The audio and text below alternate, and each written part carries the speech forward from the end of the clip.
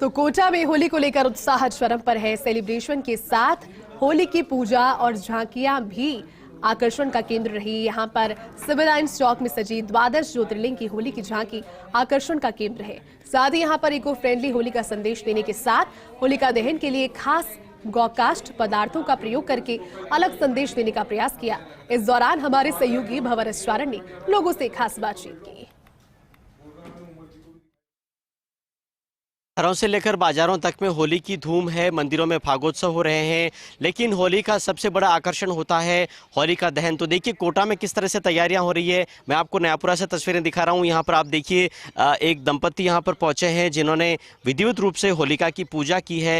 होलिका की पूजा के बाद अब शाम को जब दहन होगा तब भी कई तरह की लोक परंपराएं हैं जो कि इस पूरे उत्सव से जुड़ी हुई है। और ये जो दंपति यहाँ पर पहुंचे हैं इनसे भी आपकी बात कराने की कोशिश करेंगे कि किस तरह से ये पूजा कर रहे हैं। आप देखिए फिलहाल इन्होंने माँ होलिका की पूजा की है और दहन के समय फिर से पूजा करने आएंगे। आप पूजा करने आए हैं, अभी तो होलिका दहन नहीं हुआ, उससे पहले ही पूजा हो रही है।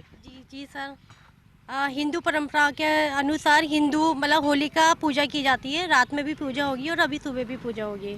सेलिब्रेशन की क्या तैयारियां हैं? सेलिब्रेशन की पूरी जोश शोर से तैयारियां हैं और अभी दिन में पूजा का प्रोग्राम था, तो पूजा करने के बाद शाम को फिर होलिका दहन होगा, उसके बाद फिर कल सेलिब्रेट करेंगे।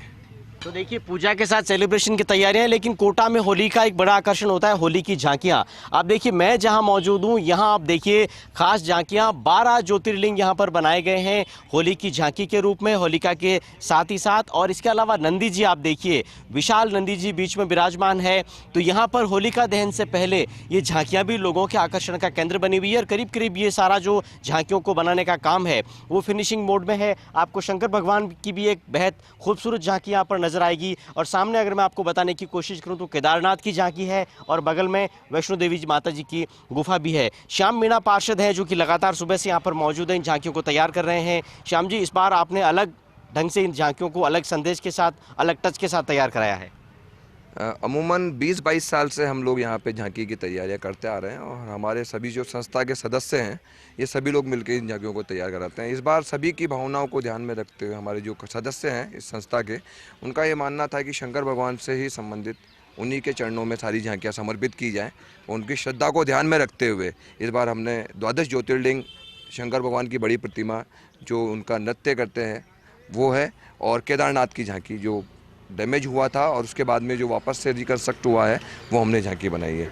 और इस बार हम जो एक संदेश देना चाहते हैं वो है ये है कि हम गोकास्ट का प्रयोग करेंगे होली जलाने में, पेड़ नहीं काटेंगे। हम ये चाहते हैं कि पेड़ बचाने का हम संदेश देना चाहते हैं, उसके हिसाब से हम गोकास्ट का प्रयोग करेंगे। लेकिन दहन के अलग अलग मुहूर्त हैं श्याम जी, तो किस मुहूर्त में आप दहन करने वाले हैं? हमने हमारे पंडित जी से जो बात करी थी उसके अगर हम 7 तारीख को शाम को दहन करेंगे। इसका 7 तारीख की शाम को होलिका दहन होगा। देखिए मैं आपको ये झांकियाँ दिखाता चलूँ, लेकिन साथ में ये बताता चलूँ कि देखिए किस तरह से eco friendly Holi, herbal Holi की यहाँ पर एक मिसाल पेश करने की कोशिश हुई है। और गो कास्ट के साथ पूरा का पूरा जो होलिका दहन है वो संपन्न कराया जाएगा ताकि पर्यावरण को कम से कम नुकसान पहुँचे। आप देखिए होलिका विराजमान है और उनकी गोद में भक्त प्रहलाद भी यहाँ पर बैठे हैं, लेकिन पूरी जो झांकी है वो गो कास्ट के साथ बनाई गई है और इसका दहन भी गो कास्ट के साथ ही होगा।